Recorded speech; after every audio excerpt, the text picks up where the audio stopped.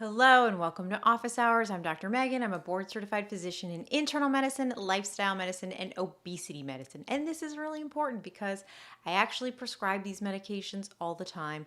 I actually talk to patients about their weight all the time. I've helped hundreds of patients lose weight, and I'm here to help you too. So, welcome.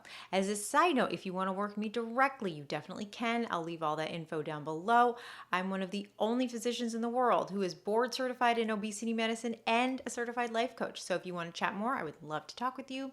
Let's get into these questions. If you have a question afterwards, you can definitely leave it in the comments or on one of the videos. And if your question leans a little personal, I'm going to change it so it's more broadly educationally applicable. And also, I can't answer personal medical questions because I'm not your personal doctor. But let's get into it. Okay, so this first question is, I'm going to change it a little so it's not so personal. It is about the menopause video. Okay, so for people who are going through menopause and find that they have gained weight, but now they're getting hot flashes, they're getting sleep issues, cravings, joint pain, and they're gaining weight and it's never happened before. Let's see. Nothing has helped. Okay. You make it sound like the weight gain is caused by external factors which are under our control. That's not fair, and I don't think it's accurate. Okay. So, if you have questions about the menopause video or you're wondering what this video is about, I'll leave it linked down below. But essentially, there are some kind of go through the changes that happen in menopause versus what we're commonly told happens in menopause, and there's a pretty big discrepancy. And essentially, there's this common thread of like what patients, say, or a lot of women are worried about, is that menopause is going to happen and they gain 20 pounds out of nowhere, and they can't get it off. And I think it's kind of analogous to this story that we're told about childbirth and baby weight, because there's this kind of idea that after you have a baby, you just gain weight and it doesn't come off. And it's not really true. People definitely lose weight after they have a baby, but there are also a lot of conflicting external things that are going on. People are tired. Maybe they have more than one kid. Maybe their schedule's totally disrupted. Like, there's so many other factors that go into whether or not somebody is going to lose weight after having a child. And that's not to say that absolutely everybody goes back to the same weight. That's not what I'm saying at all. But that, I wouldn't just accept that as this kind of truth, because that definitely might not happen for an individual.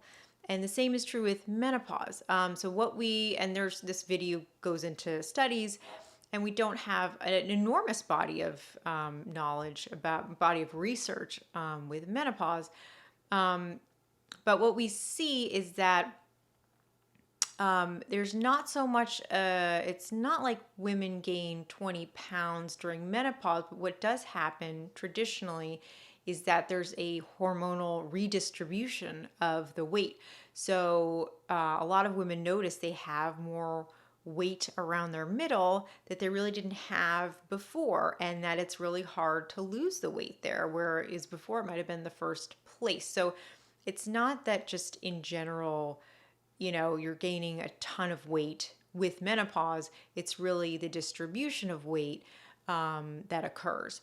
But what also can happen with as people start to enter perimenopause is this is a time when a lot of women will start something like an SSRI or an SNRI to help with some of those symptoms, and those can definitely cause weight gain.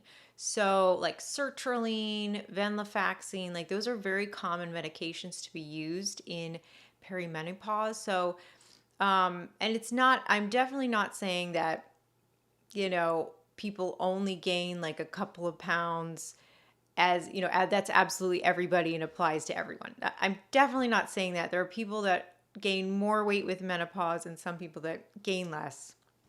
You know the deal. But what definitely happens is that's around the time where a lot of women will start these other medications to help with symptoms. And those can provoke a very kind of sneaky type of weight gain that can kind of creep up over years and really just sneak up on women.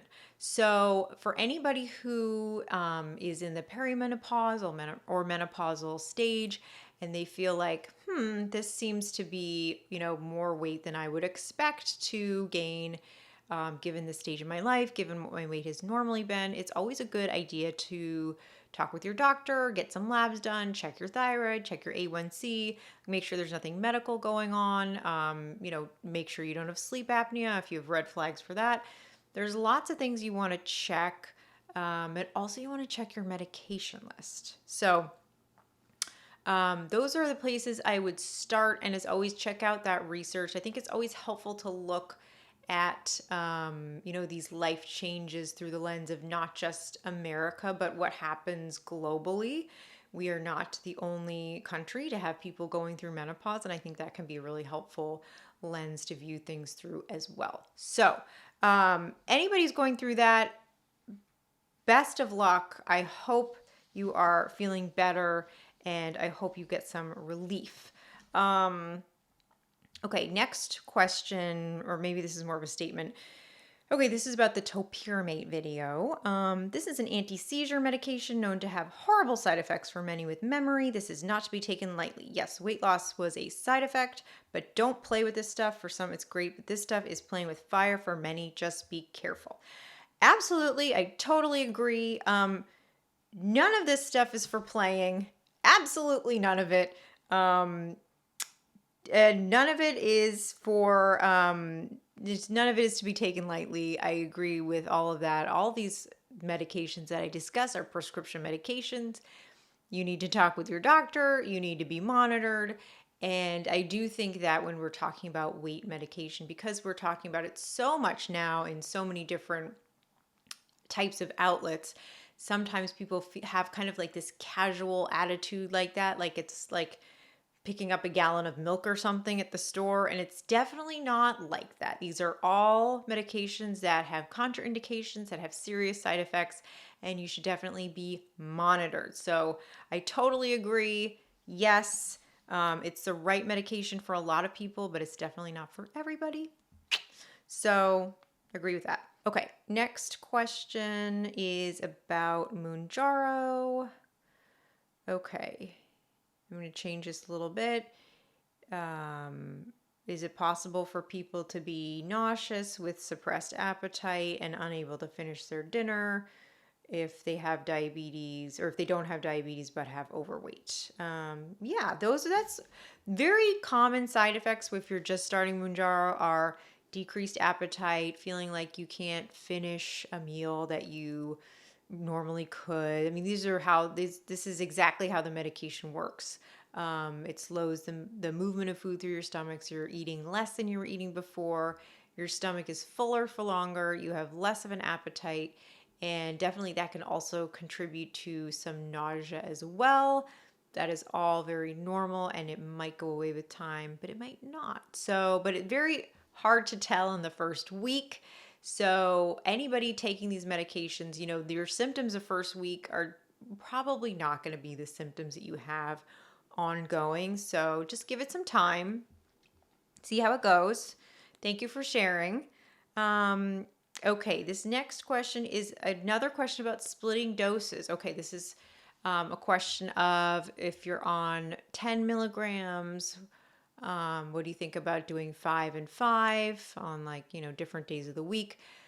I think this is, and this is somebody who's on the FDA approved version. I think this is still kind of like a, excuse me, this is kind of like a make it work kind of moment with the medication. So if I had a patient that was having really significant side effects on, like a 10 milligram dose and they wanted to try 5 and a 5.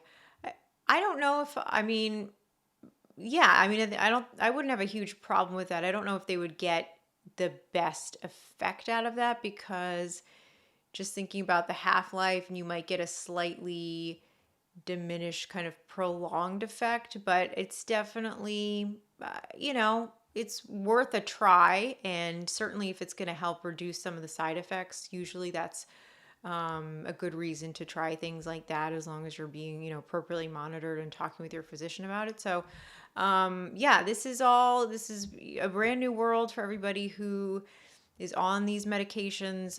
We're learning a lot as we go. And like I've said before, we may in the future probably definitely have some sort of protocol in terms of what works for people once they're at a maintenance stage. Like, do they really have to take it every week, or can you back off and have somebody take it once every other week? Like, what is that going to look like? So this is all an area of active research. So that's a interesting idea, and definitely could help somebody with their side effects. So that's going to do it for today. Thank you so much for watching. As always, if you have questions, please leave them at the end. And if you want to work with me directly, you can hop on a call. I'll leave that info down below. I'm helping people with the one big thing that is coming between them and their next weight loss goal. As we all know, just being on medication isn't enough for a lot of people. And so through my work as a life coach, I'm really helping people with mindset issues that come up, which are really an integral part of really planning how you want your life to look like. So that's going to do it for today. Thank you so much for watching, and please be well.